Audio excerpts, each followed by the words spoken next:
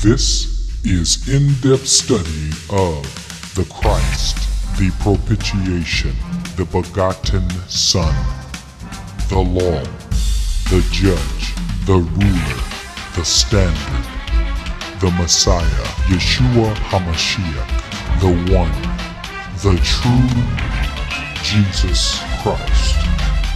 Here on Understanding the Bible Radio, on Screen Study, Facebook Live, YouTube Live, on screen undeniable facts of Scripture.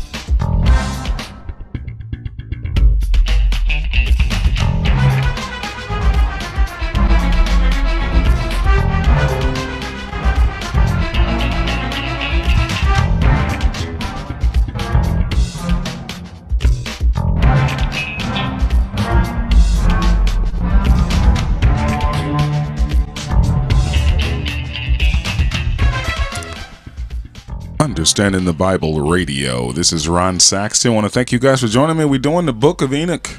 We're going into the Book of Enoch. Yeah, should have been included in our Bible. Should have been included there, man.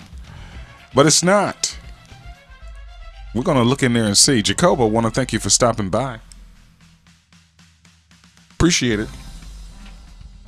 Thanks for stopping by, man. We're getting ready to do it. The Book of Enoch. Yeah, Shelly stopped by. We're going to go into the Book of Enoch, man. How you doing? Good to see you. We're going to take a look. Now, we're going to first what we're going to do is we're going to go into the Bible and see some things, because Enoch is mentioned in the Bible, right? So we're going to look in there and see what we can see about Enoch. Okay. And then we're going to, Understanding the Bible Radio. We're going to look in there and see what the Bible has to say about Enoch first. Oh, let me stop that. Sorry, I didn't know that was on repeat. Man. Didn't know it. But we're going to look and see what it has to say about Enoch. Okay. And then we're going to jump right in there. And we are going to...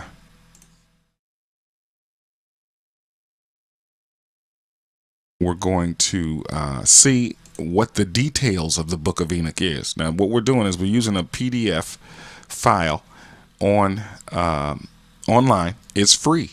It's free to read it online. Now, I do believe there's 3 books of Enoch. Okay, so we're going to deal with the Book of Enoch first. Then we'll go into the other ones and see what's there. We're going to read it out. I want you guys to post. Check it out. Say what you got to say. If you want to call in, you can do that too. Helena's not here right now. So the line is open, man. The line is open. Yes, it is. And we are going to go in there and see what this is saying. Now, you got to remember also, this is before. Enoch is before, I believe, Abrahamic covenant. Yeah, he's before the Mosaic covenant with the law, the 10 commandments. He's before all of that. Okay, I think he's even before Noah. He's before the flood. So let's take a look. Let's jump in. Let's jump in, man, and see what we can find. So let's go here. Let's go to our blueletterbible.org and just type in Enoch. Okay, And I think we'll even get his lineage, you know, of you know, all of his descendants and all that, and the people and all that good stuff. Now here we go. Let's see here. We got a little bit here to look into. It's not much. It's not much. Let's go ahead and just check it out. Genesis. And Cain knew his wife, and she conceived and bare Enoch. Okay, so let's take a look at this H2585. We're just trying to get some background on Enoch, see who he is, where he came from, all that good stuff. Now here's the Hebrew. I want to say that's Enoch in Hebrew. Let's take a look. Chanoch. Chanoch. Chanoch. Sorry, I had the volume down on my dude. I got to bring it up. Here it is. It is. Enoch, dedicated. Dedicated. Okay, it equals dedicated. That's what his name means. Okay, eldest son of Cain. Now we know Cain slew Abel. Okay, he's the eldest son. Wow. Okay, son of Jared, the father of Methuselah, whom God took home to heaven without physically dying. That's a physical death there. Okay, so that's some good facts right there, isn't it? The city which Cain built and named after his son Enoch. Okay, all right. Here's another I guess Hebrew enunciation of Enoch. Hanok, dedicated, son of Midian, the third child. I want to say Midian, maybe. The eldest son of Reuben. So there's two here we're looking at. All right, but this is the one that we want, because this is the one that was taken. The Lord took him to heaven. All right, that's the one that we want. So let's see. So there's another Enoch in there, but there you go. Let's see. Chenoch and Antidivil. I can't even pronounce this word. Wow. Patriarch Enoch. Okay. Let's see. Eldest son of Cain. Okay, whose name was also given to the city which his father built. Okay, father of, I want to say Methuselah, translated to heaven because of his piety. Do you have piety for God? Or do you have piety for what God can do for you? Or what he thinks about you? How wonderful you are, and how holy, and all that, and you know, all the works that you're doing, you know. He just had piety. Okay, by faith. Look at that. By faith, Hebrews 11:5. Yeah. Yeah, from the etymology of his name, the later Jews have not only conjectured him to have been a most distinguished, I cannot pronounce this word here, this one right here, I can't pronounce it, prophet. Yes, he was. He was. But they have also imagined him to have been the inventor of letters and learning. Okay, they have imagined, he says. And thus books have been ascribed to him. See the Epistle of Jude, verse 12. Whatever the Jews may have feigned, and whatever books may have been falsely ascribed to him, we may rest assured on the authority of God in the New Testament that he was a prophet, and that he uttered the prophecy recorded in Jude 12. So that's interesting. Jude 12. You might want to jot that down. We'll jump on that. We'll jump back to that. The same Spirit who spoke by his mouth wrote by the pen of Jude. Okay. The Arabs have rewrought these fables, by whom he is called, this Arabic term here, the eldest son of Reuben. This is the third definition. All right. That's a different Enoch there. Okay. Genesis 46:4, Exodus 6:14. A son of Midian. I want to say Midian, or Midian, or Midian. I don't know. Genesis 25:4, patron number 3. Okay, so there you go. I'm on the YouTube too, man. I'm on the YouTube, Understanding the Bible Radio, and I'm watching that YouTube for in case there's a chat or anything like that. Anybody wants to speak, say anything of that nature, I'll be around. But we're going to jump into it. So here we go. Let's go back to our scriptures here about Enoch. Okay. And let's see. And Cain bare Enoch. That's the H2585. And he builded a city and called his name of the city after the name of his son, Enoch. Okay. And unto Enoch was born Irad. Okay, so now here's the generation. Here's the generation deal right here. Okay, Genesis 4:18. I'm going to open that up in another tab. All right, Genesis 5. And Jared lived in 160 years, 162 years, and he begat Enoch. Now that's not the one that we know of. That's the second one. Remember that Hanok? Okay, in the Hebrew. And that's the one. I don't know why my tablet won't open up. There it is. Okay, good deal. So there you go. Danny, how you doing? Charles stopped by. We're doing that Book of Enoch, man. How you guys doing? Good to see you. Good to see you. Here we go. And Jared lived after he begat Enoch 800 years. Okay, that's not the one we want. All right. And Enoch lived 65 years and begot Methuselah. And Enoch walked with God. This is 5:22. You guys can see the scriptures there. And Enoch walked with God after he begat Methuselah 300 years and begot his sons and daughters. And all the days of Enoch were 300. He lived to be 365 years old. Well, he lived after that just eternally, because the definition just told us that he was taken up to heaven. And Enoch walked with God, and he was not, for God took him. He just was taken up, which we're going to see, I'm sure, in this Book of Enoch, which was the son of Methuselah, which was the son of Enoch, which was the son of Jared, which was the son of Maleleel, which was the son of Canaan. By faith, Enoch was translated that he should not see death, and was not found, because God had translated him. For before his translation, he had this testimony that he pleased God. And how did he do that? Was it by the law? It said by faith. There it is.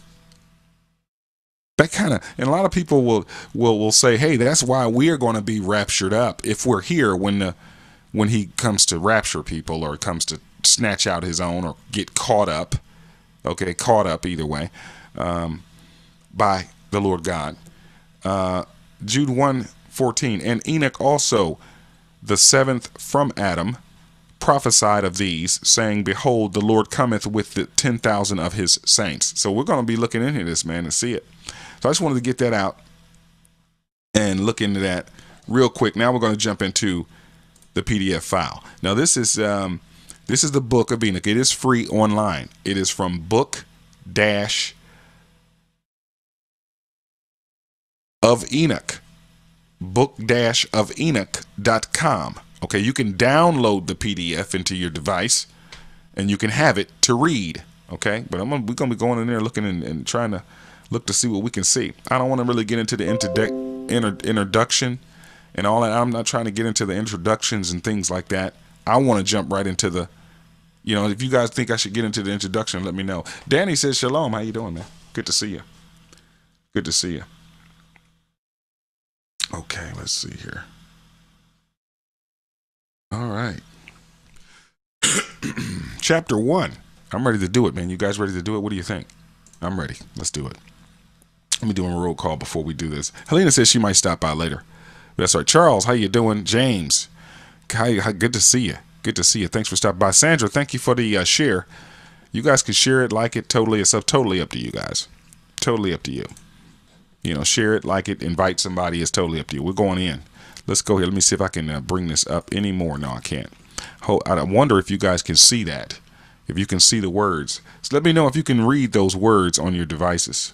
If not, I'll try to, I can't go any higher than this on the Zoom. Here is, and the word, this is chapter 1. The word of the blessing of Enoch, how he blessed the elect and the righteous who were to exist in the time of trouble, rejecting all the wicked and ungodly. Enoch was a righteous man who was with God, answered and spoke while his eyes were open, and while he saw a holy vision in the heavens. This the angels showed me. Now he's about to tell us everything that he saw, okay, in heaven. from the Lord. He's about to tell us it all right here. This is some good stuff.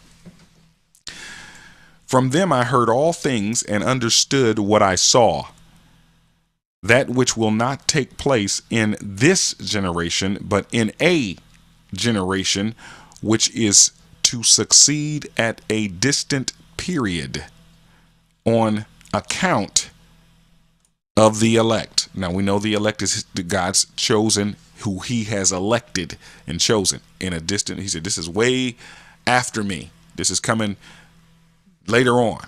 Okay. This is not for us right now. This is for a generation of God's chosen elect. Okay. Upon their account, I spoke and conversed with him. He's talking straight to the Lord. Upon their account, the elect's account, that's who he's got to be talking about there. I spoke and conversed with him. Or is it the angels? I would say it's here. This is not really a sentence, not really verses when he wrote it. Okay. Who will go forth from his habitation? He's going to leave where he is, the habitation, the holy and mighty one, the God of the world. He's going to leave he's going to leave heaven, is what he's saying. Who will hereafter tread upon Mount Sinai, which we know has happened. We saw that because this is after he came to Mount Sinai after Enoch, after this situation with Enoch. So he did that. He came from heaven, come to Mount Sinai. Okay. Appear with his hosts and be manifested in the strength of his power from heaven, and shall be afraid, and the watchers be terrified. Great fear and trembling shall seize them, even to the ends of the earth. The lofty mountains shall be troubled, and the exalted hills depressed, melting like a honeycomb in a flame. The earth shall be immerged, and all things which are in it perish, while judgment shall come upon all, even upon all the righteous. But to them shall he give peace. He shall preserve, look at that, the elect, and towards them exercise clemency. This gives us a little bit of detail about that judgment and how everybody says you're going to have to, be judged by your works. But this gives us a little more detail now. This is for them. I understand this is for that generation at that final time. Then shall all belong to God. Be happy and blessed, and the splendor of the Godhead shall illuminate them. That's for the elect. There it is. We're going to chapter 2. See how that was very quick. And the reason why these are so small or whatever have you is because this is before the flood. Okay, this is before the flood. Enoch wrote everything down. So when the flood, he brought that book down to earth after the Lord told him to write everything, and he gave it to the people before he went back up to heaven. And so when the flood happens, this book was part of that flood, but they believe they've uncovered it. This is the writings of Enoch. Okay. And it's not in its total completion because it was in the flood. Okay. So there's been some damage to it, I'm sure. And the things that they could translate out of it, they did. So this is what we're reading. All right. Let's see. Behold, he comes with 10,000 of his saints to execute judgment upon them, and destroy the wicked, and reprove all the carnal for everything which the sinful and ungodly have done and committed against him. And it's quoted by Jude. All right, 14:15. There it is. That's it for chapter 2. We're moving to chapter 3. Yeah. What are you guys thinking, man? Post it out. What do you think? All who are in the heavens know what is transacted there. They know that the heavenly luminaries change not their paths, that each rises and sets regularly, everyone that has proper everyone at its proper period, without transgressing the commands which they have received. Okay, I think Helena is looking for me to call her because she wants to jump in.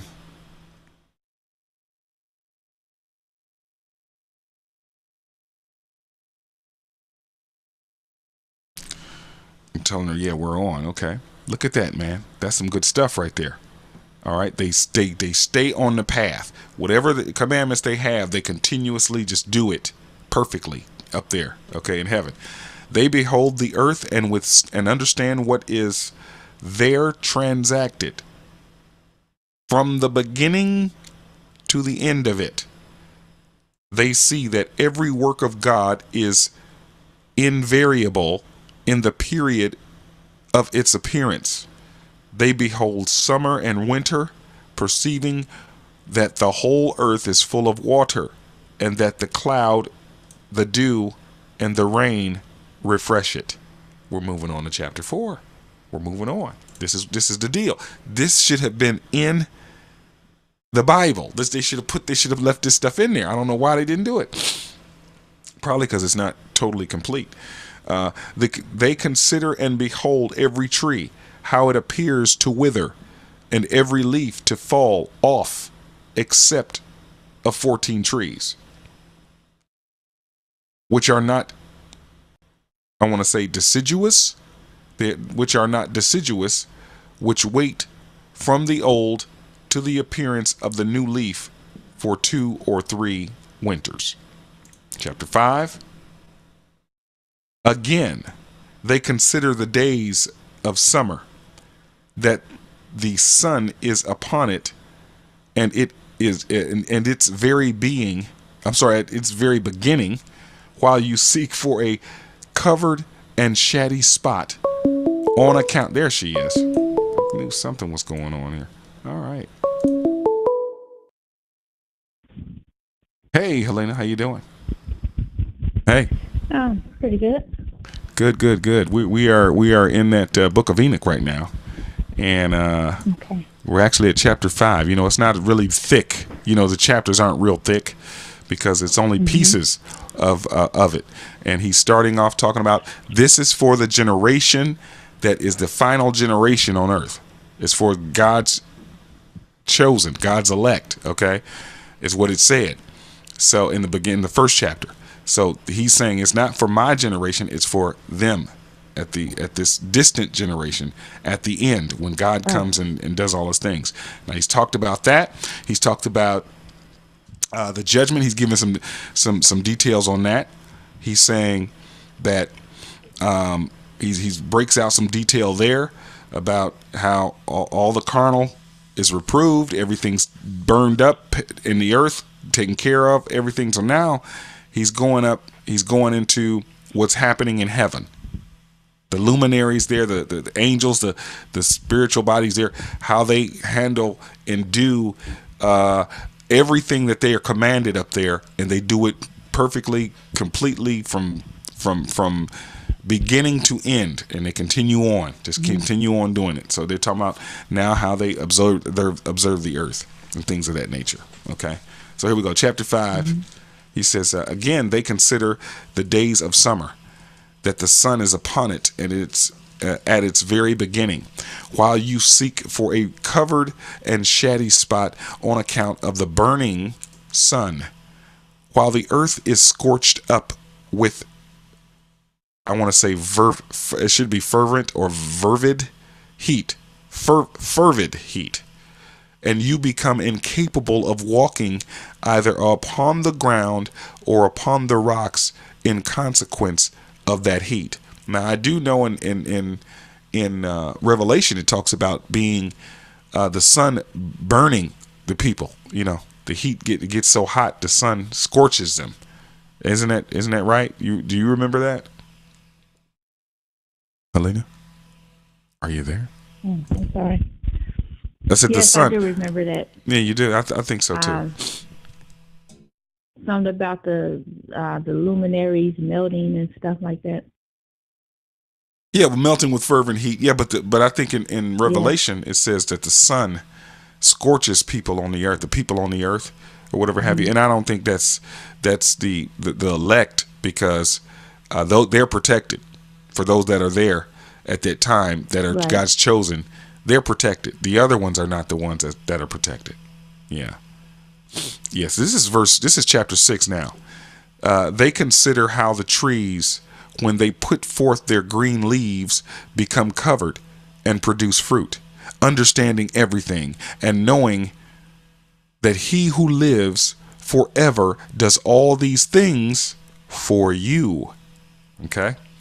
That the works at the beginning of every existing year, that all his works are subservient to him and invariable.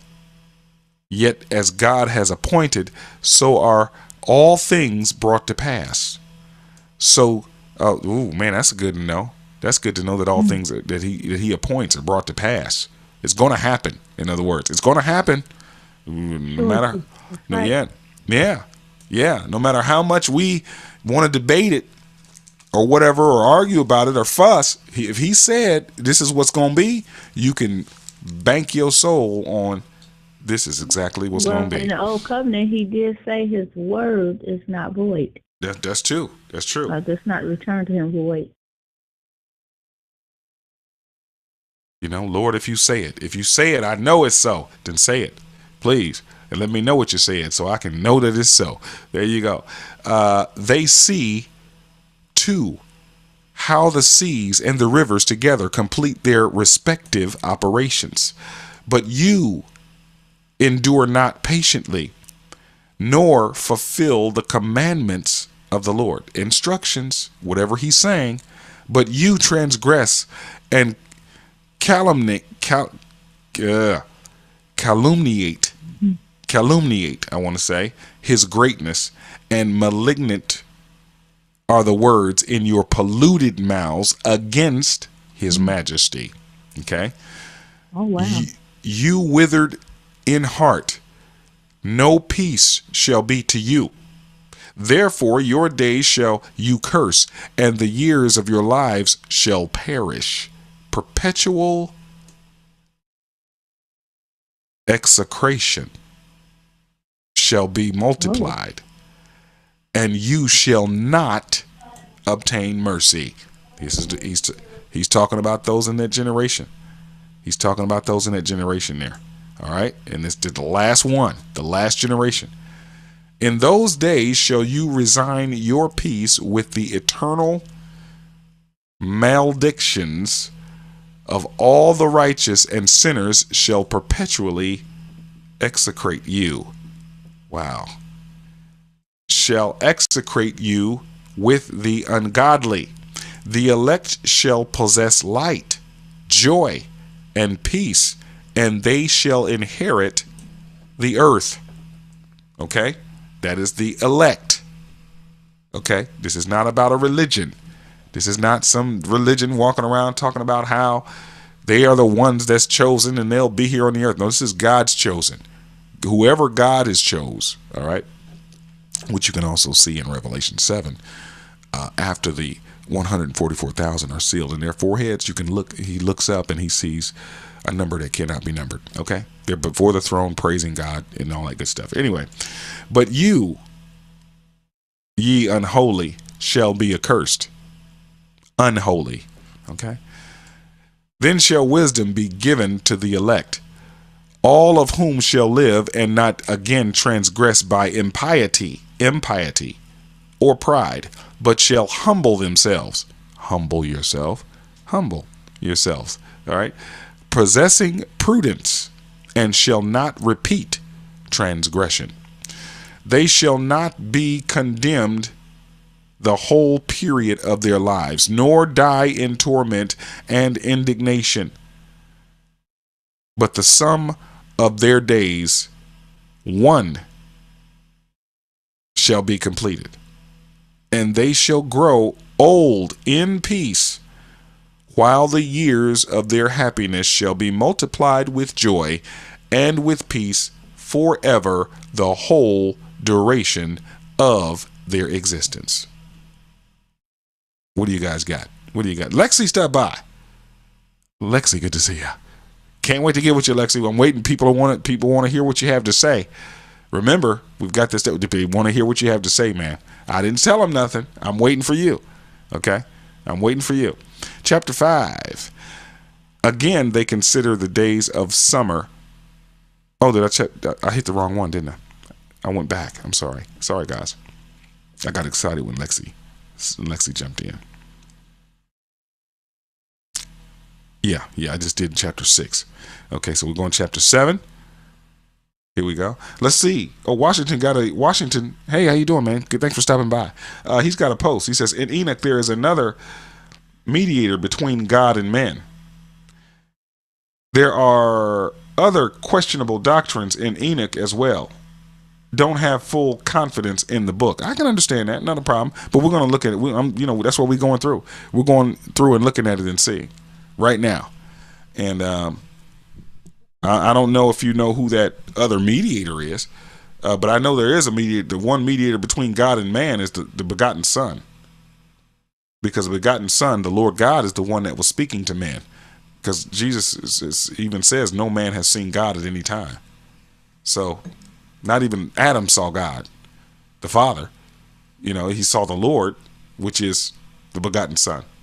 So that's what I understand, Washington. Good deal. We're going to jump into chapter 7. And these aren't really long, Let's see. It happened after the sons of men had multiplied in those days. The daughters were born to them. Chapter 5? No, I'm in chapter 7 now. Chapter 7 of the Book of Enoch. Okay. Chapter 5 and 6 are so short. I mean, these really are short. They're not really long. That the daughters were born to them elegant and beautiful. Now we're going to get to some of those answers about the watcher angels in Genesis 6. And when the angels, the sons of heaven, beheld them, they became enamored of them, saying to each other, come, let us select for ourselves wives from the progeny of men, and let us beget children. Then their leader, I want to say Samyaza, that must be an angel's name, said to them, I fear that you may perhaps be indisposed to the performance of this enterprise, and that I alone shall suffer for so grievous a crime. But they answered him and said, we all swear and bind ourselves by mutual execrations that we will not change in our intention, but execute our projected undertaking. What are they saying? We gonna do this thing. That's what they're saying. They're saying we're gonna do this. We all agree. We about to go do this. We about to get us some human. That we will not change in our intention. See that? Now he just showed us that in heaven. Yeah. Wow. That's what they're saying right there. That we will not change our intention, but execute our projected undertaking. See, they haven't even. It says in the first book when he starts out talking about things in heaven and what the luminary, what they're doing, they carry out God's commands from beginning to end without fail perfectly. Just they do it and they do it over and over. They just continue on. Well, here these angels are saying, hey, see, look, we bind ourselves by mutual, because Sam Yaza right there is saying, hey,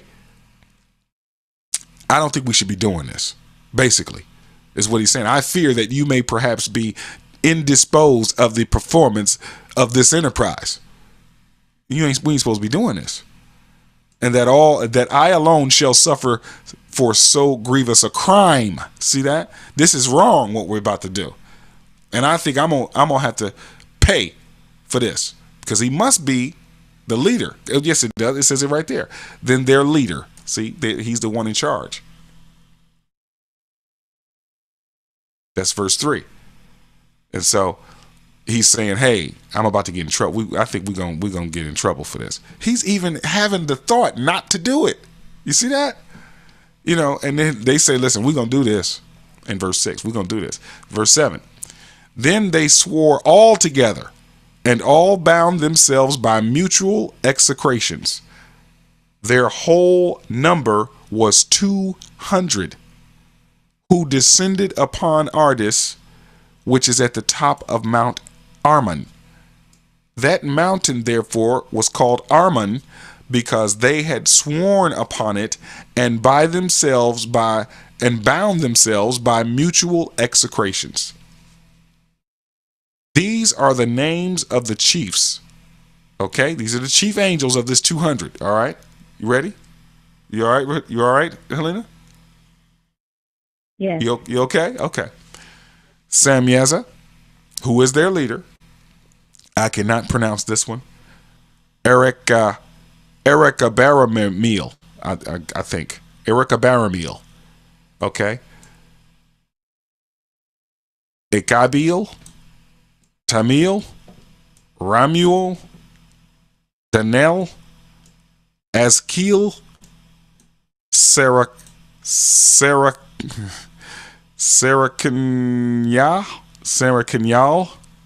I'm trying, y'all. Aziel,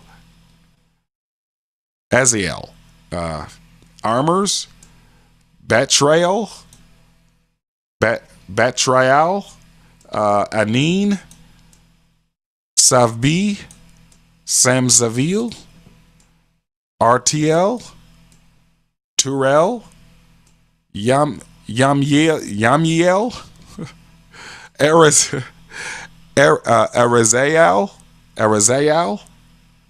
Arazial. Okay. These were the perfect of the 200 angels, and the remainder were all with them.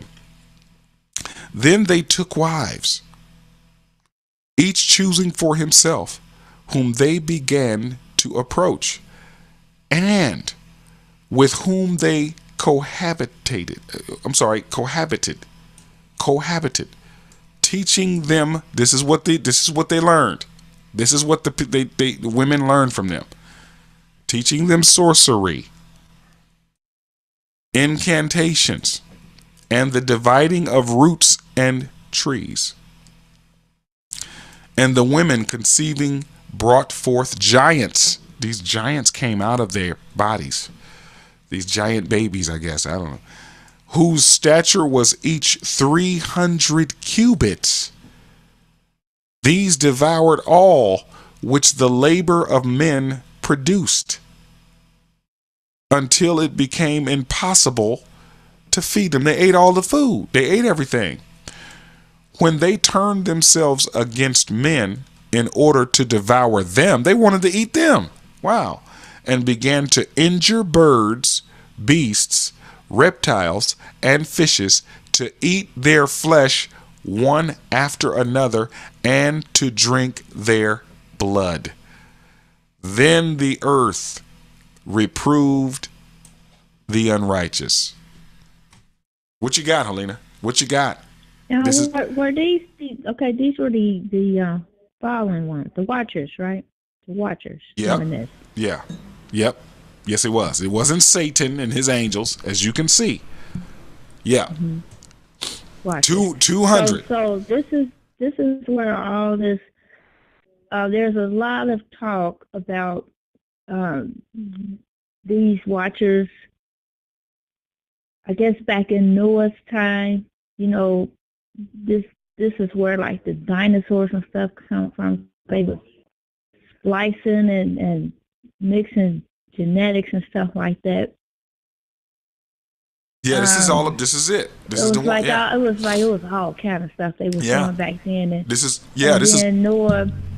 Part of the reason why Noah, God chose Noah, was because in Noah was the only pure one that hadn't mixed with any of the angels, and he wasn't mixed right with them. He was pure human. So he chose him which he happened to be the great grandson of Methuselah, which Adam and Seth and now Yeah. Abraham came through that line right there. Yeah. Yeah.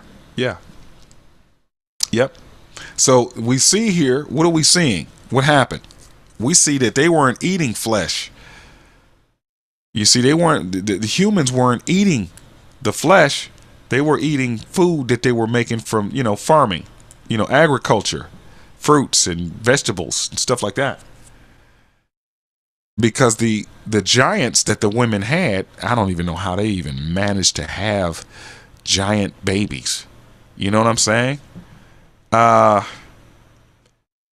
And the giants began to injure birds and beasts and reptiles and eat their flesh one after another and to drink their blood. Now that's raw. That's raw, because when you cook, the blood burns up and, gets all hard. It burns up and, you know what I'm saying? So this is raw stuff right here that they were doing. And they just were savage. Well, you got angel seed mixing with human seed, which is it's going crazy. It's just, unruly. It's not even supposed to be happening. So these offsprings are going out of their freaking minds. Any questions? What you guys got, man? Post it up. I'm looking for you. All right, we're going to chapter 8. Let's see.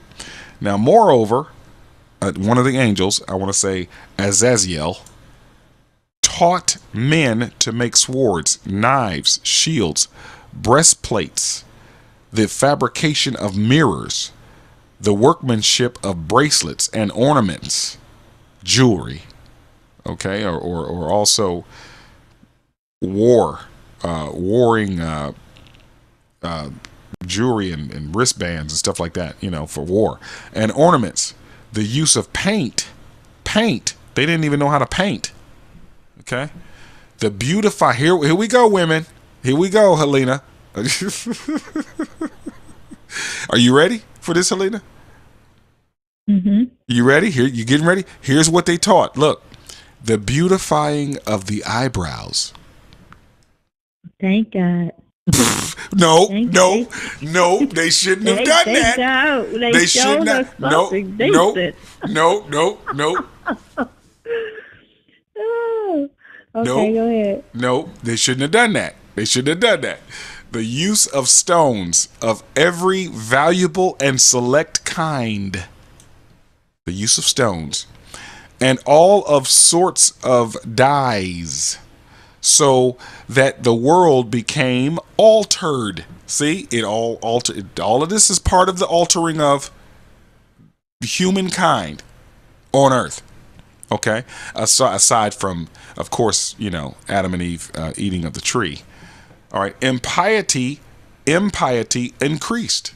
Rudy stopped by. How you doing, Rudy? Vicky just jumped in. How you doing? Wait a minute. Question. So now these watcher angels, they came after Satan and a third of the angels got kicked out, right? Of course. Okay, yeah, because no, they had to come after. Okay. They did because Satan was possessed a serpent's body and deceived Adam and Eve, or helped them, by deceiving them into eating of the tree of knowledge of good and evil. So they were here first. Satan and his angels were here first already. Right. Yeah. So impiety increased. Okay. And look what multiplied. Fornication multiplied. All right. And they transgressed and corrupted all their ways. All of the human ways. They corrupted them even more. Just kept them going. All right. Now, Amazarek taught all the sorcerers and dividers of roots. That's from the trees and stuff and plants, I guess. Armors taught the solution of sorcery. Barkyayo, I want to say, taught the observers of the stars. Where are we getting these horoscopes and stuff astrology. from? Yes, astrology crap. Yeah. Yeah. Akabiel taught signs. Tamil taught astronomy. And we got the other one teaching astrology, I guess. And Azradil taught the motion of the moon. And men being destroyed, cried out, and their voice reached to heaven. Yeah, so loud. They were serious about that deal there. Here's chapter 9. Then Michael and Gabriel, Raphael, Sural, and Uriel looked down from heaven and saw the quantity of blood which was shed on the earth, and all the iniquity which was done upon it, and said one to another, it is the voice of their cries. Now, evidently I see here a method. When you cry out, when you pray and cry out, how it travels. It travels to angels, and then evidently it reaches the throne from there, because maybe the angels run into, and that shows up in Daniel too. I remember seeing that in Daniel, how the angels were like, we had to get your prayer through. We saw you got a prayer, you're praying, we're trying to get it back to the Lord, but then Satan came and tried to stop it. We had to get Michael, the archangel, to come, and then we, that kind of deal. So go up, try to get it, come back, try to get the answer down, all that good stuff. So there we go.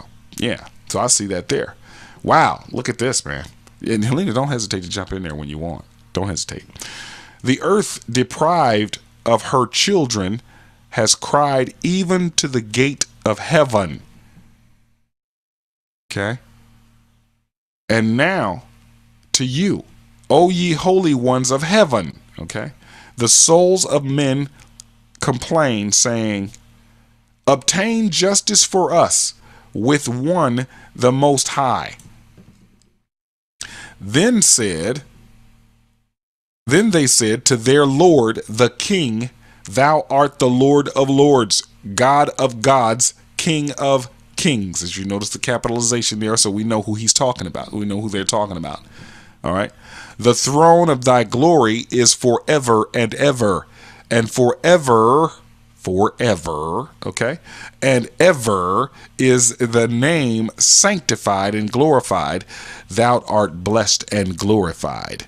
Thou hast made all things. Thou possessest power over all things, and all things are opened and manifest before thee. Thou beholdest all things, and nothing can be concealed from thee. Thou hast seen what Azazel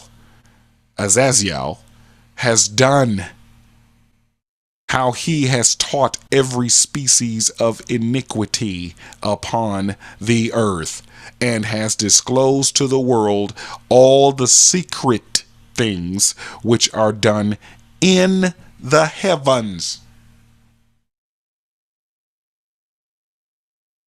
Okay, all right. Samyaza also taught sorcery, to whom thou hast given. Hold on. Okay. I thought you had something. That's why I paused, because I thought you was gonna say something. Now he taught man every iniquity. It says how he has taught every species of iniquity upon the earth. That's what it says. Species of iniquity. Yeah, upon the earth, and has disclosed to the world all the secret things which are done in the heavens. So who would be considered species of iniquity? Well, that would be us, because we are products. We're products of Adam after he sinned. Right? He didn't have any kids before he ate of the tree. He only had children after. What threw me off is when you read every species of iniquity. Yeah. So basically, they taught everyone born of the earth. Yep. Born on. Men and women. Yep. Right. Yeah. of all these atrocities. Basically, I Right. just sum it Yeah. up. Now they already knew all of this stuff in heaven. That's why he said they disclosed to the world all the secret things which are done in the heavens. Okay, Okay. man. Yeah. And so So. everybody blames that on Satan, but then if you really think about it, they all Yep. in the same boat. Yep. Yep. It's the Yeah. two different Okay. sets of angels, rebellious angels here. Yeah. Yeah. So here we go. Verse 6. Samyaza also taught sorcery, to whom thou hast given the authority over those who are associated with him, the other angels. They have gone together to the daughters of men, have lain with them, sex, and have polluted, and have become polluted, and have discovered crimes to them. The women likewise have brought forth giants. Thus has the world, has the whole earth been filled with blood and with iniquity. And now Now, when behold, you say, that's what it says. Go ahead. when you read the word polluted, is that polluted in because they had sex with the women, or polluted in like ongoing generations of pollution? No, they polluted them because first they have become polluted because of everything that is saying in that verse 6, well, probably 5 and 6. But I would say here, So, but he says they have lain with the daughter, they have come to the daughter and they laid. That's pollution. You're polluting right, the so they species. they had sex with Right. them. That's how they Yeah. polluted them. Yeah. Angels giving their offspring, which I never knew the Watchers could do that, could reproduce, angels, or had a seed to So, reproduce. wait a minute. Watchers, so they had seed? Evidently, they knew how to make or make the woman conceive by going into her and having sex. So evidently, they did know how. Well, yeah, Evidently, I mean, that, yeah, I'm talking about the seed part because, yeah. see, now the word polluted started this because, see, when you say they had seed, then it takes me back to the seed of Abraham, okay? So that No, seed, there. No. I'm not okay, talking about when okay, I'm trying to make a point here. It's okay. like Go ahead. the children of faith came from that seed, okay? So now you're saying the seed from these watcher angels. Is Angie still on here? Well, the seed of faith is not physical. It's not a physical seed like man has seed. We have a seed. The men of the earth, not the women. The men have seed. Okay, we got a physical seed. Yes, Okay, that's what I was talking about. right. Well, Abraham, Work is keep sorry, asking me questions. that's okay. Take your time. But, Take your time. The watchers, when you said they have seed, Yeah. that's why I was asking you how they was polluted. Now, were they polluted in the generations from that one, from them laying with them, or were they, or are you saying they polluted them just by laying with them? What I understand is that yeah, they're polluting with them because they're mixing seed, they're mixing species, angelic and human. So when the baby come out, he's a giant, he's all unruly, he's inside. That seed is not, it evidently doesn't mix well because the giant babies are, or the offspring, I should say, not babies. Everybody got visions of these babies so the walking around offspring just from killing that everything. is still mixing. Yeah, they mix, they put their seed in another species, a human, right? That's a pollution. Okay, so that's the other part. Okay, so Yeah. they're polluting them both ways, Right. in every way, then, because they're polluting them first by touching Giving them, and then right. then they're polluted by because it keeps going, And like then generation like that. Yeah, and they're polluting them by teaching them all this stuff that they shouldn't know on the earth, because that stuff is not made for the earth. It's made for what's done up in the heavens. So that's you can pollute someone's mind by giving them deception, like telling them like the simple thing of pay your tithes and offerings so you can get blessings. Praises go up, blessings come down. I don't So they I were don't see that. polluted in every way, then. Yeah, so they polluted men. They polluted them. Mind, body, and soul. Yeah, with this. And they were born polluted anyway, because we already are born to do what we want to do in the earth. But we don't know nothing about the sorceries. We don't know nothing about, we're not having no giant babies and all that stuff. We're not having all that. So they came and helped. Like today, that's where you get witches and people want to be sorcery, warlocks and all this other stuff. Sorcery. Yeah, Washington has a post. Washington says, yes, this book raises a lot of questions. Well, I'm getting a lot of answers here too, man. I mean, I've read it before, but it's been years since I read it.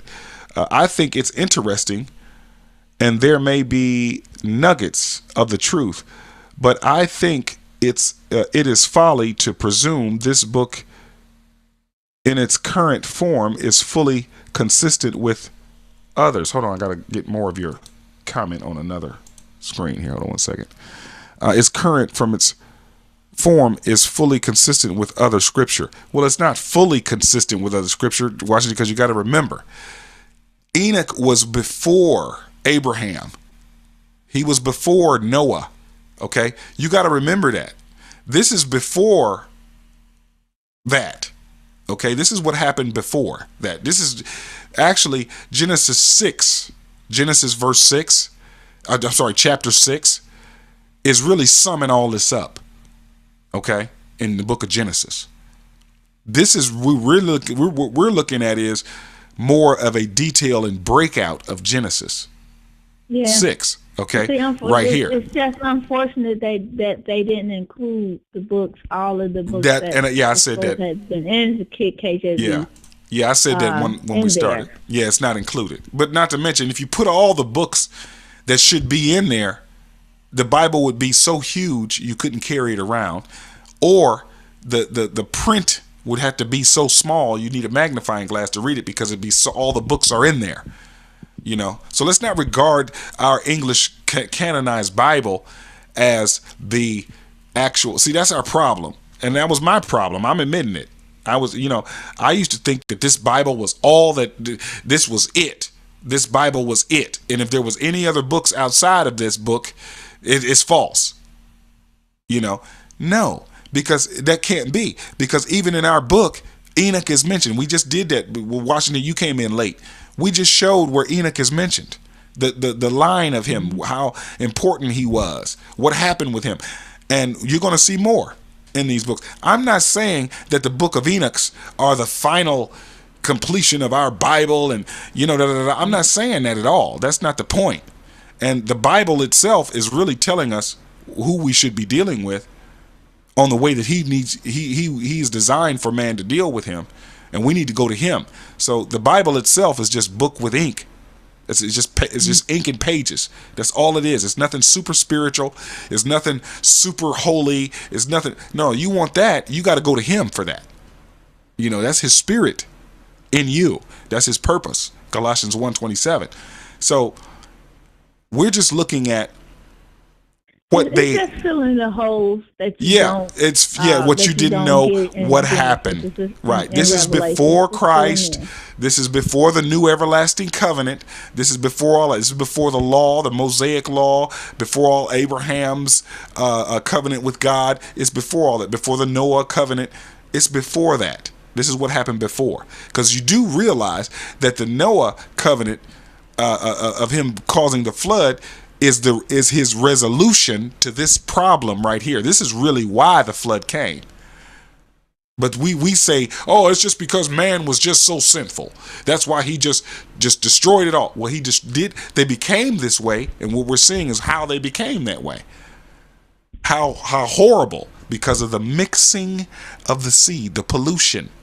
This is why. Yeah. And Helena, you made a comment earlier about Noah not being polluted. See, there you go. So right. You see. So let's see here. He said, verse 7 is, and have discovered crimes to them. Okay. The women likewise have brought forth giants. 9. Thus has the whole earth been filled with blood and with iniquity. Okay. And now, behold, the souls of those who are dead cry out. Yes, so your soul is going to cry out when your body is dead, evidently. It's right there. And complain even to the gate of heaven. Their groaning ascends, nor can they escape from the unrighteousness which is committed on the earth. Thou knowest all things before they exist. Okay? Thou knowest these things, and what has been done by them, yet thou dost not speak to us. They're calling out to God. Why aren't you saying anything? What's going on? What on account of these things ought we to do to them? Okay? So there you go. So what here's on account of these things? What on account of these things ought we to do to them? On the angels. Okay. Okay? Because this is now reaching up. Now this has got to the angels in heaven, and they're saying, hey, the souls are crying out. We got these prayers coming up. We got these things coming up. Now they're going to go and talk to, I'm sure, they're going to go talk to the Lord. I'm positive he's going to find something out. He's going to find out about this. From that, that's a hierarchy, evidently. That's what I'm seeing, and how the souls are crying out up into heaven. Okay, and they're hearing it. These angels up there are hearing it, of what the angels down in the waters have done down here on the earth. Because the giants is just slaying us. You know how we see these movies of like Lord of the Rings and and these big giant, you know, they're just having these war. They just like swinging their club or something. They just throwing men everywhere, you know, just killing them. Just that's how it probably was back then. You know, these giant offsprings were just unruly. Okay, chapter 10. Look, when it starts out, what it says, then the Most High, the great and holy one, spoke and sent, I cannot pronounce this angel's name. I'm not going to try. To the son of Lamech, saying, say to him in my name, conceal thyself. Then explain to him the consummation which is about to take place, for all the earth shall perish. The waters of the deluge shall come over the whole earth, and all things which are in it shall be destroyed. See? That's what we see. We see the solution now. Mr. P stopped in. Thanks for stopping in. This is the reason for the flood. You see this? And now teach him now how he may escape and how his seed may remain in all the earth. Again, the Lord said to Raphael, bind Azazel, hand and foot, cast him into darkness, and opening the desert which is in Dudael, Dudael, cast him in there. Throw him upon hurled and pointed stones, covering him with darkness.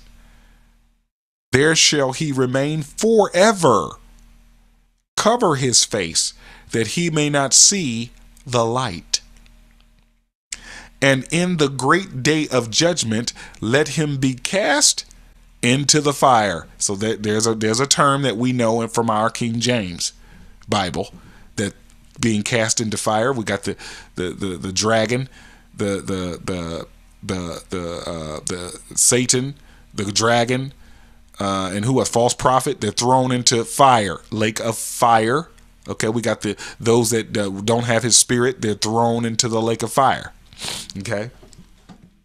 Restore the earth which the angels have corrupted, and announce life to it, that I may revive it.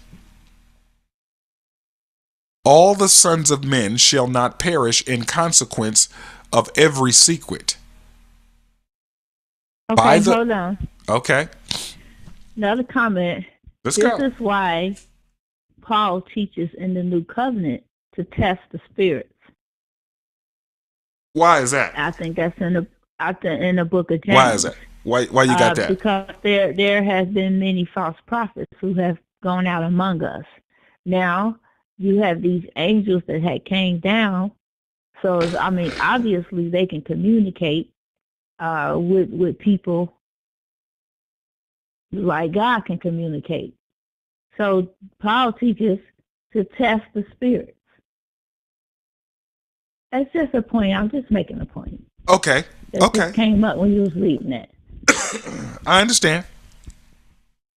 Yeah, yeah, of course. Well, because you don't have the Watcher angels doing this no more. You now have No, Satan and his angels still running amok, and yeah, right. they are influencing us by saying stuff to us and stuff we see on TV. And basically what I could see is that Satan and them they're seeing all this stuff happen because they're here.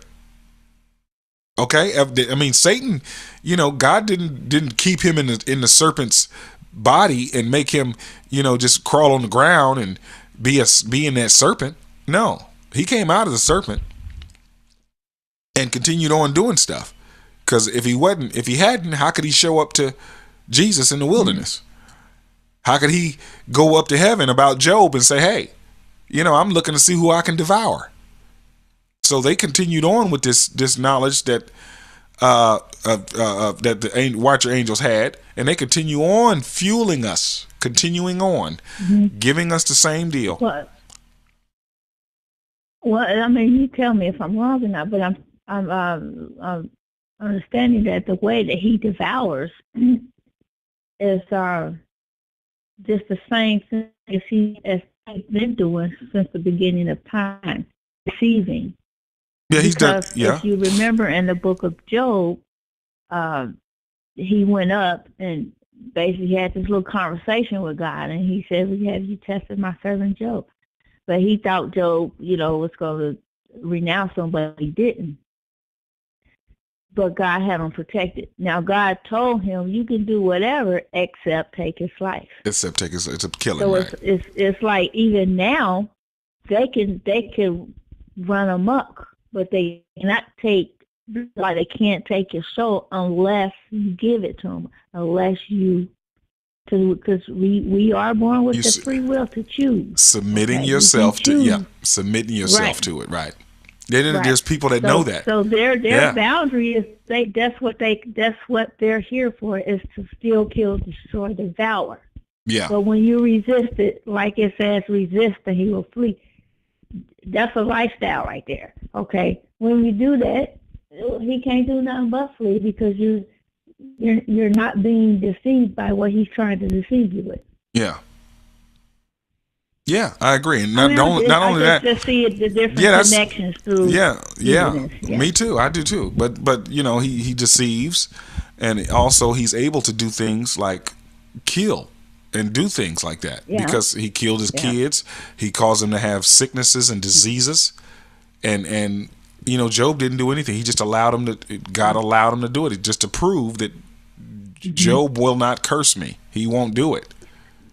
But see, the point is, through the sicknesses and the diseases and the death that he put on people, even now today, within that sickness, you still have a choice. Are you choosing life or death? Because we know that the life is not in the flesh. Right. It's not the body. It's not. So that's the whole point. Oh, yeah, you can take this body, devil, but you can't take my soul, because it belongs to the Lord Jesus. Right. Well, yeah, I'm not going to curse him. Life, I won't curse him. I won't do it. Yeah, choose it. Right. I will not do it. Nope. So yeah. So, I mean, he's got all tons of different methods and ways that he's doing it. So, there you go. Verse 12. All the earth has been corrupted by the effects of the teaching of Azazel. To him, therefore, ascribe the whole crime, all of it, everything. He says he's guilty of all of it. Okay? To Gabriel, also the Lord said, go to the biters. I want to say bitters, not biters, sorry. To the reprobates, to the children of fornication, and destroy the children of fornication, the offspring of the watchers from among men. Bring them forth and excite them one against another. Let them perish by mutual slaughter. For length of days shall not be theirs. Yeah. They shall all entreat thee, but their fathers shall not obtain their wishes respecting them. For they shall hope for eternal life, and that they may live, each of them 500 years. To Michael, likewise, the Lord said, go and announce his crime to Samyaza. Now we know who Michael is, right? He stood right next to Lucifer at the throne, the archangel, right? And to the others. So he's sending out the angelic police now. Y'all go handle business. All right. Who are with him, and the others who are with him, who have been associated with women, that they might be polluted with all their impurity. And when all their sons shall be slain, when they shall see the perdition of their beloved, bind them for 70 generations underneath the earth, even to the day of judgment and of consummation, until the judgment, the effect of which will last forever, be completed. This is the words of the Lord now. This is the instruction, the commandments of the Lord to the angels. He's telling them to go correct all this. Then shall they be taken away into the lowest depths of the fire. In torments and in confinement shall they be shut up forever. That's where they get that they are angels in the ground. They're angels being tormented in the earth, because you know that we scientists even understand that the further you go down in the ground in the earth, the hotter it gets, because the core is really, really hot. That's where they say the lava comes from, out of the volcanoes. That's where he's saying that they're being held. They're being held in the lower parts of the earth. And they do believe that it's over there in the Middle Eastern somewhere, where they're saying they got this building on top of the hole or something. It's the place where they are. That's what they say. That I don't know where it is. I don't ask me. I don't really get into that detail. I just know that they're down there. Question. I just know that they're down there. Yeah. You mentioned 70 generations and until the end or something like that. Yeah. So what's the number of one generation? How many years is one generation? Well, here it said 500 years starting here, but we know before that Adam lived to be 900 something years. Right. Old. So and then you got, now when it gets to Enoch here, he lives, we saw earlier in the beginning here. That's why you guys got to be here, man, to see this stuff when it first starts. So it's by dispensation, right? No, dispensation deals with the management of property and household. That when he talks about dispensation, he's talking about the way I'm managing everything now. That's what dispensation. Can you hear me now? Yeah. Check 1 2. Okay. Dispensation deals with, from God, deals with the way he's managing his property. When I've done, I mean, like the different times, like is the generation of Noah the same as our generation now? No, it's not. Okay. No. Why I asked. Generation means this line that like a certain, like your family tree. Okay. Now right, I understand that. You're a number of generation from your timeline. Well, God says, okay, for man's generations, it'll be this long, that long for that generation, that generation. Well, in the beginning of this of Enoch here, the Book of Enoch, he talks about it. He says, this is not for this current generation. This is for a generation at the end, the last generation of men. Okay. Now you know what we can do? Let's do this. Webster's 1828. I just asked because No, we studying. he said that he was going to have him locked up for It's 70 yeah, generations yeah. and until something else.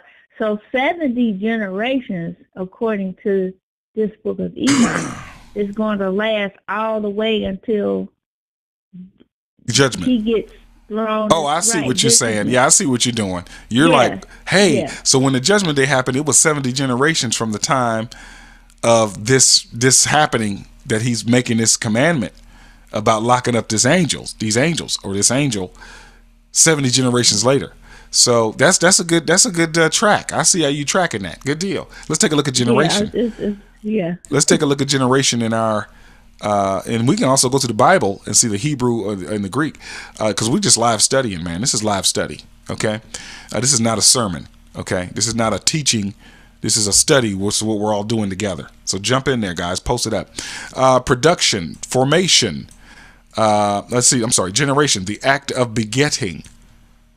Okay, begetting meaning having more offspring. I guess procreation as of animals. Number one, production, formation as the generation of sounds or of curves or equations.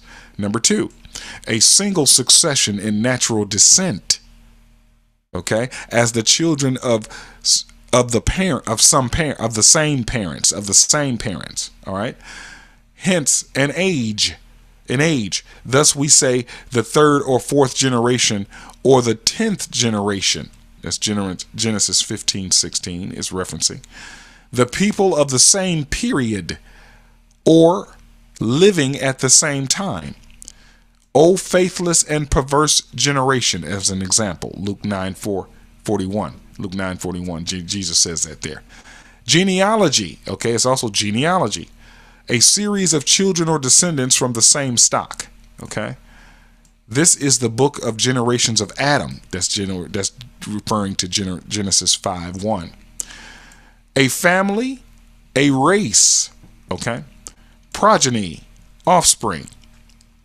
So it's kind of got a little more than just, an offspring, Yeah, a it's family. got a It's lot got a in lot there. more in there.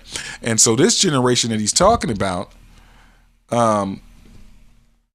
I don't know if he means generation of men or age or, I'm not sure. Maybe he'll tell us in more Yeah, as we go and that's further. what I was trying to figure out. Yeah, we maybe we'll be able to see more. Let's go to the H1755 in the Hebrew. See what we Strong's got. H 1755. Door. Door. That's the Hebrew. And the Out, form just below that, door.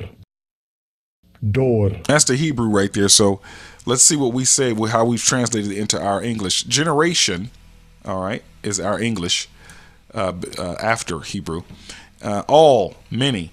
It's a period, generation, habitation, dwelling, period, age. See, age there. Generation, period of Okay. time. I A see period, what- I see a what period you're of saying. time. Yeah.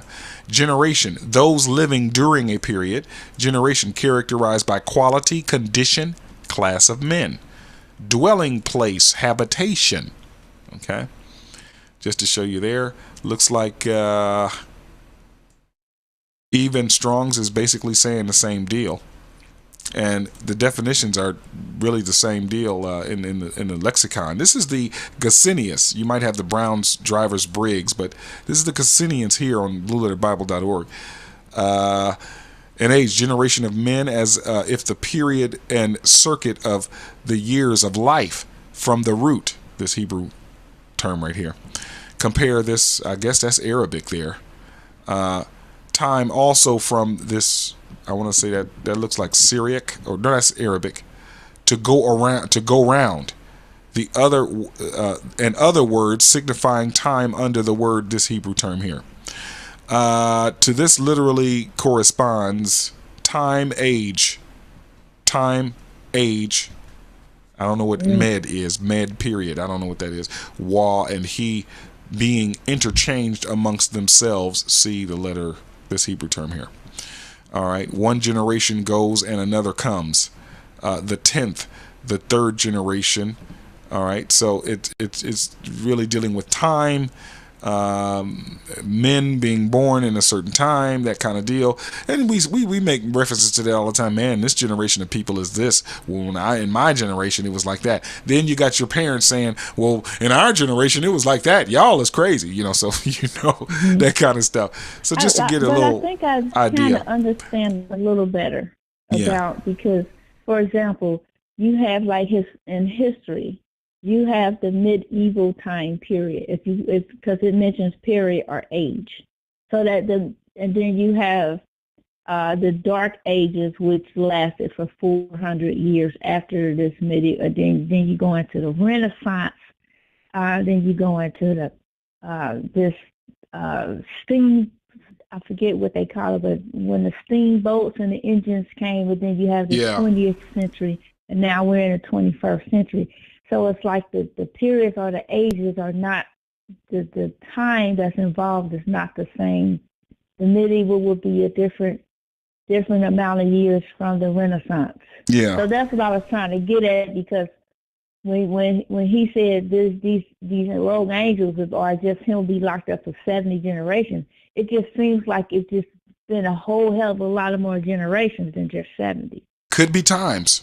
It could be, the Lord, his thoughts are in our thoughts, his ways are in our ways. It could be a certain time that he sees as man goes through, Could be that. Yeah. Not just, oh, well, now your sons are here, you died, now that's a generation, like we do. It could be that, very much so. The Greek is saying fathered, birth, nativity. That which has been begotten, men of the same stock, a family, several ranks of natural descent, the successive members of a genealogy, metaphorically a group of men very like each other in endowments, pursuits, character. Okay, in a bad sense, a perverse nation, whole multitude of men, an age, the time ordinarily occupied by each successive generation, a space of 30 to 33 years.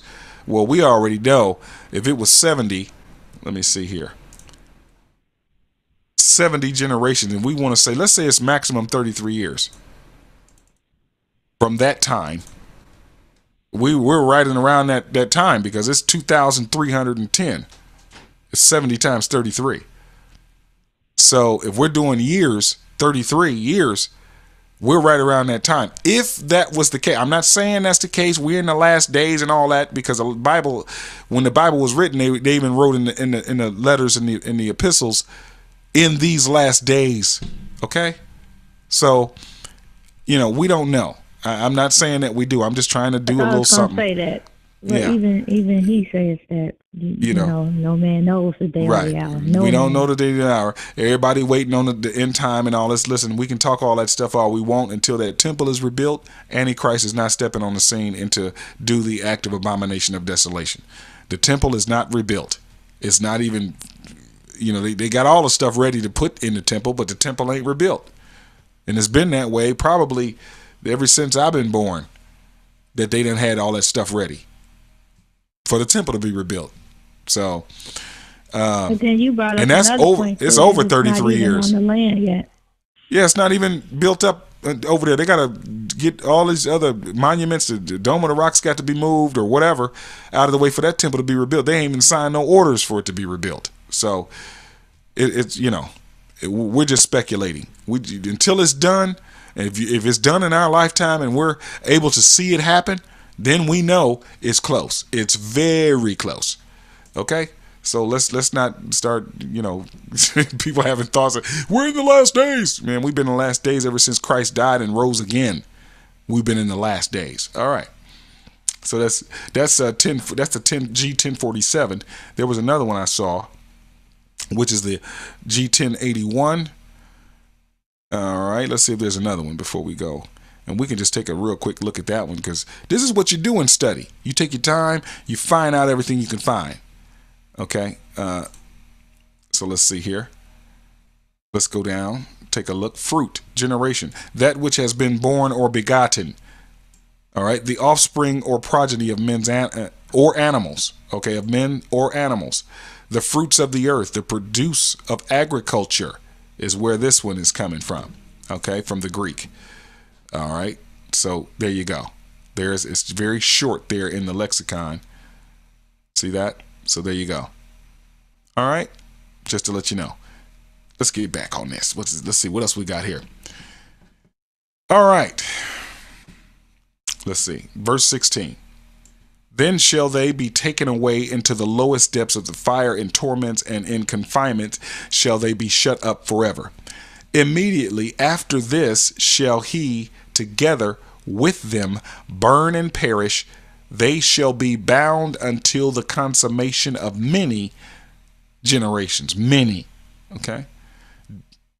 Destroy all the souls addicted to, what is this? Dalliance? Dalliance, I want to say. I got to look that up. And the offspring of the watchers. See that? That's who it was. For they have tyrannized over mankind. They just started destroying, running amok. Let's see what this, I want to say dalliance. Literally delay, a lingering, appropriately, acts of fondness, interchange of caresses, toying as males and females, as youthful dalliance. All right.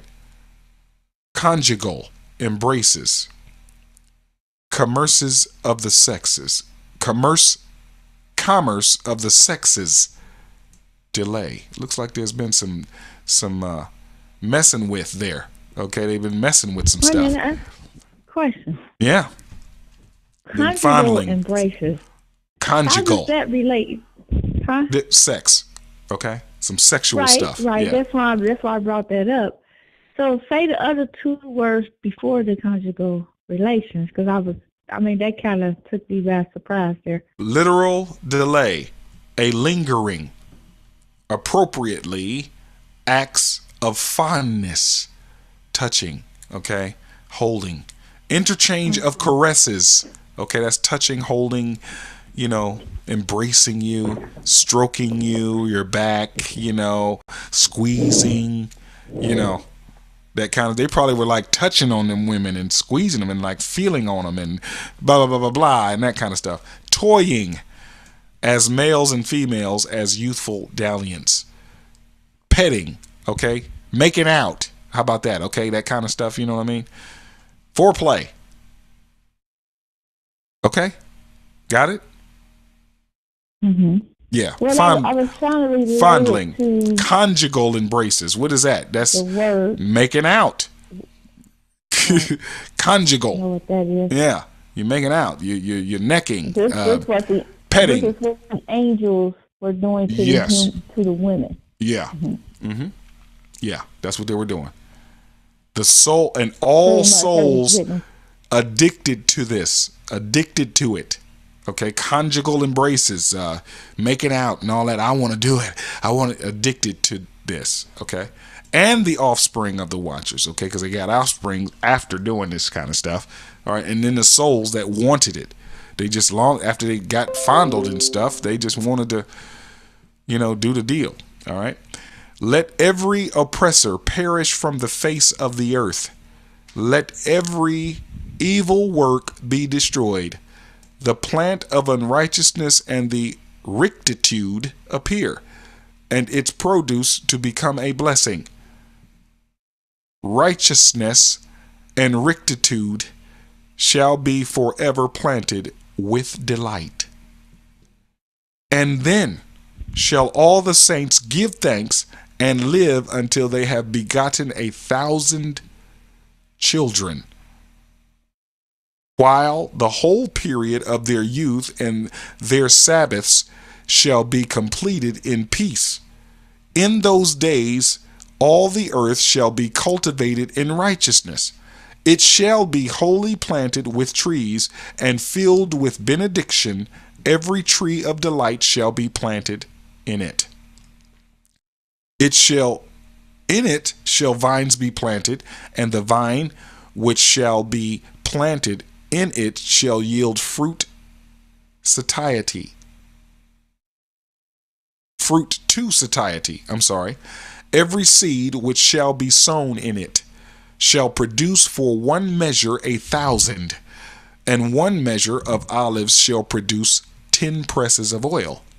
Purify the earth from all oppression, from all injustice, from all crime, from all impiety, and from all the pollution which is committed upon it.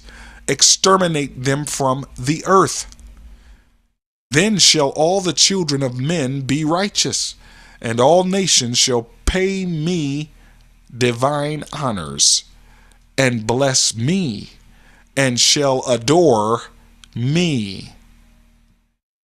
The earth shall be cleansed from all corruption, from every crime, from all punishment, and from all suffering. Neither will I again send a deluge upon it from generation to generation forever.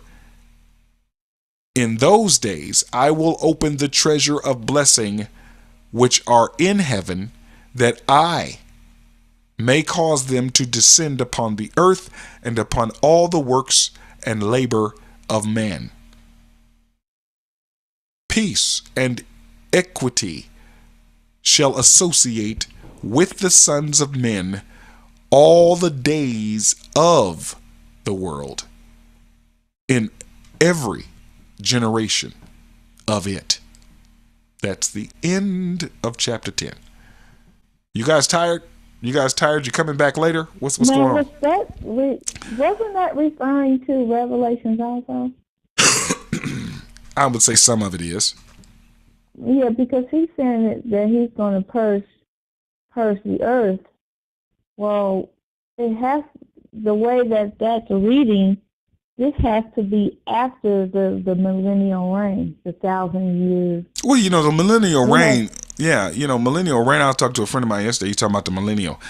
He's got his things mixed up about when the millennial reign and what's going on in it. People keep thinking people are saved in the millennial reign, or people we receive salvation, or something or that. I said, well, how can that be?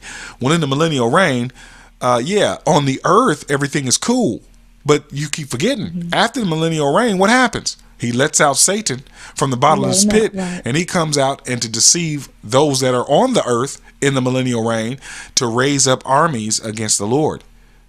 So it ain't like the millennial reign. It's just we're so focused on the earth. The last promise. But we're so focused on the earth and having heaven on earth. Why do you want heaven on earth? Why don't you just want to get to heaven? And praise him and work for him throughout all eternity in heaven, because your soul is going to be used to spread his knowledge throughout all of creation, not just the earth. Everybody's focused on the earth. And I'm like, why? Well, why would you want to be here in the millennial reign and the Satan is going to be let out to deceive all nations, and there's this final war, this final deal going on? Why would you even want to be there? I want to be at the throne.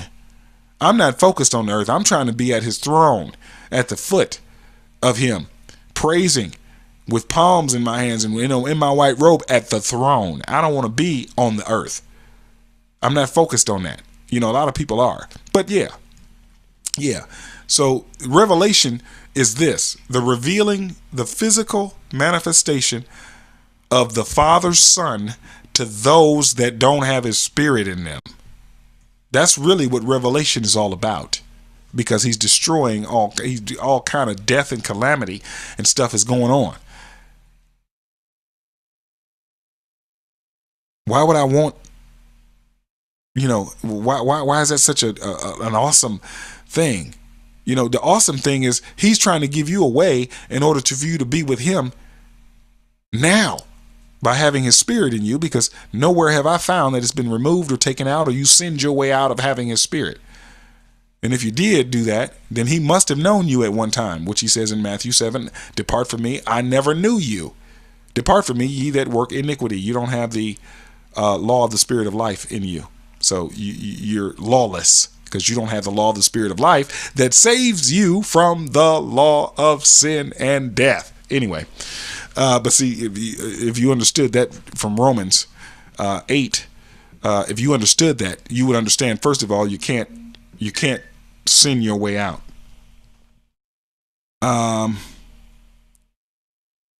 Okay, now we're getting ready. I'm going to go ahead and end it out now. I'm going to go ahead and end this out now. I'm going to bring it back for part 2. We're going to start at chapter 11 the next time. We're going to start at chapter 11, and I'm going to end it right there, man. You guys can go on and keep studying it. I mean, you got the link. I gave it to you in the beginning. You can see it on the screen if your screen is big enough. It's right there. You can read it, study it all you want. Study it. When you read slowly. Don't read so fast. Read exactly what the words are saying. Okay? Know what they mean. Stop reading like you're a speed reader. You just want to get through it. Really, that's why I read that way, because I want to see exactly what it means and what it's saying. But yeah, guys, any comments, questions? Let's go, man. Let's go. What you guys got? Got a few more minutes. What you guys got? Let's check it out. Let's do it. Hey, there was a comment that you was reading about the Book of Enoch. Read that comment again. Oh, it's from Washington. Washington said a couple things. Let's see. He says, in Enoch, the first one he said, I don't know, Danny, you gave me the angry, man. Why are you angry? Danny, you gave me an angry thing there. I'm not sure why. Let me know, man. Post it up.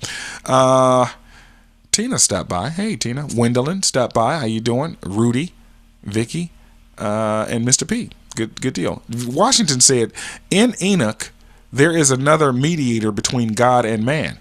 He said, there is another mediator between God and man? He's asking. No, it's the Lord. The Lord. Enoch wasn't talking to the Father. He was talking to the begotten Son, the Lord. Okay. There are other questionable doctrines in Enoch as well. I don't have full confidence in this book. And that's fine. I mean, you don't have to have full confidence in it. I'm just looking to see what it says. I'm not saying the Book of Enoch is something that you need to base your faith in Christ on.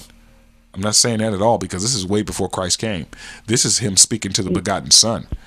And the begotten Son has given Enoch all this information. He's given it to him to tell him to write it all down and take it back to earth. And then he took him up from earth. And Enoch never saw physical death. So that's what is understood here. Now, Enoch is mentioned in your King James Version Bible, many places, and even in Jude, that we made reference to that in the beginning, but you weren't here yet, Washington. Washington also says, yes, this book raises a lot of questions. I think it is interesting, and there may be nuggets of truth. Well, I don't know about nuggets of Christ, but he said nuggets of truth. But I think it is folly to presume this book in its current form is fully consistent with other scriptures. I disagree. I think it is consistent with other scriptures. Now, in the time, I think it's consistent with scriptures in the time of where it was written. And I think it's consistent in whatever the Lord is saying in regards to the future of it. Because you can also see things like we've even discussed things of Revelation, things of that nature. And he talks about the flood. He's talking about that. So it's the details going in there, Washington, that I think are very relevant, because it's all really all the scriptures in regards to relating to God the Father and man with by his Son, only dealing with by his Son, because that's what he intended before any man was made, that his Son be in you. But anyway, I think it's definitely relevant. I don't know what you mean by relevant, because you might be meaning that we need to take it and live by it. No, you don't live by scripture. You live by the faith and the knowledge of the Son of God. That's how you live. No. But go ahead, Helena. I wanted to bring up, before you close, look up the word confidence, because that sticks out for me when he said he's not really confident in this. But we should only be confident in one person. But look up confidence. I know it's G something. Oh, confidence or confident? Oh, I thought I was looking at it. Hold on.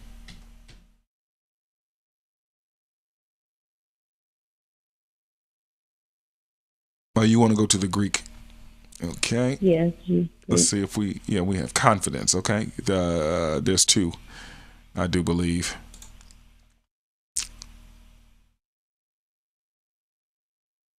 Oh, I got another tool I could use. I'm sorry. Hold on one second. Let's do this.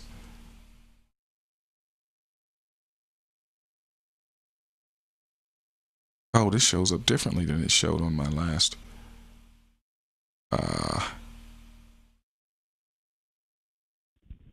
On the other device I used it on. Confidence G4006. Where's the lexicon? Let's go with dictionaries. No. Interlinear, cross references, commentaries. No, it's not. Maps. Oh, we got Are maps. you using Blue Letter Bible? I am, and it's not what it showed up on the one I had on the other one the other night. I was looking at some stuff, and it's not showing up the way that I needed it to show up here on screen. Oh, wow. Okay. I'm trying to find. While you're looking for that, the reason why I wanted you to look it up is because it was a scripture somewhere that talks about coming or going before him in boldness and confidence or something like that. Yes. And yeah, and instead of being confident in text or scriptural text, because we know by now that life is not in the scripture, life is in Christ Jesus. So our confidence should always be in him, because when your confidence is in him, he reveals his truth to you. So then when you hear truth, you know that it's true. And it's not as easily swayed about, right, different things like the book of this. A lot of this stuff is false. But as true believers, we should be to the point where we're in him and confident in him, knowing that, we're not going to be led astray by the book of the false, or the book of this, or you have that God common sense to kind of know what's real or what's not. I hope what's so. Not true. Comes from his spirit. But that comes from comes him. from his grace. That's my whole point. Yeah, it comes from his grace. Him. Yeah. Yes. Trust, confidence, and reliance. That's what the Greek is saying. With confidence, is trust, confidence, and reliance. Okay, confident.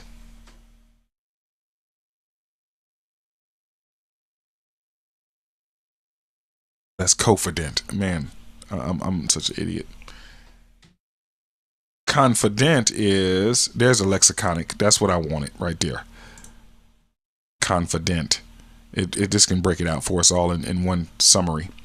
And in the Hebrew, it's trust, confidence, secure, confident, bold, careless, hope, hoped, ones, sure.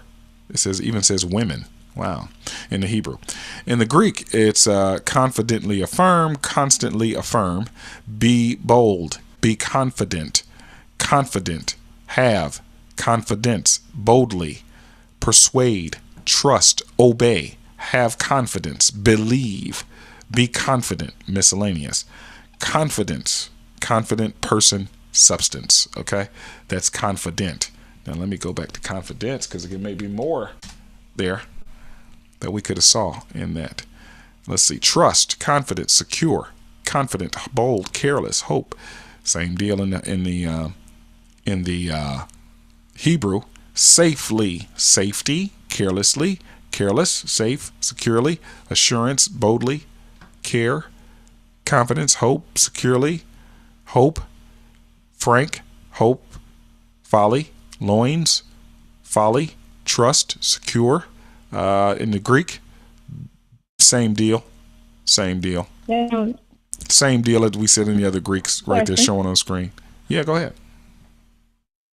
Now, these words that are in this definition, it seems to me that that he's allowing the believer to come before him in this trust, this in this boldness, this trust, safety. yes, But reliance. it also my understanding is that he's the one giving you this boldness, or this trust, or this safety to come before him. Of course. It's God exerting his holy influence upon your soul, turning you to Christ, keeping and strengthening you in it. That's the true grace. That's the true grace. Mm-hmm. That is his grace. Okay? That's what it says. It's the G5485. And yeah. So, Book of Enoch. We're going into chapter 11 next week. Nobody posted anything else, so I don't even know if anybody else is still in here. But I want to thank you guys for joining. Appreciate it. Good to see you. I didn't mention your name. Yeah, I didn't mention your name. I didn't see you. Sandra gave me the like. Appreciate it, Sandra. Kevin also liked it. Loved it. Thanks, Kevin.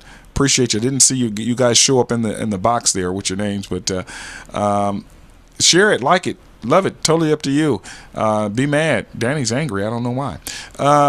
Sorry you guys couldn't hang around, man, but we do diligent study here, man. We studying out. We're doing diligent, discussing it, talking about it. This is the real deal. This is Understanding the Bible Radio, where we're showing you the Greek and Hebrew scriptures every study, every live study. So just to let you know, we will be back with more. We'll get more on that, man. We'll get more of the Book of Enoch. Part 2 is coming up soon. Maybe we'll just do it next Sunday at 12. And so that way you guys can digest, take a look, scrutinize the study, whatever have you. What I said, whatever, come against me, whatever have you. It's totally up to you. Agree or not. Hey, it was written before we were born. And we just looking in the Book of Enoch because we've been mentioning them in the studies and lately. And I said, you know what? We just need to do it. We just need to jump out of here and just do the Book of Enoch. So we got it done. Appreciate it. So hope to see you guys soon on the next study, Understanding the Bible Radio. Allow us to extend our deepest thanks, our humblest appreciation, our greatest gratitude for your fellowship here with us, sharing the letter of the gospel, the ancient definitions of Scripture. This is Understanding the Bible.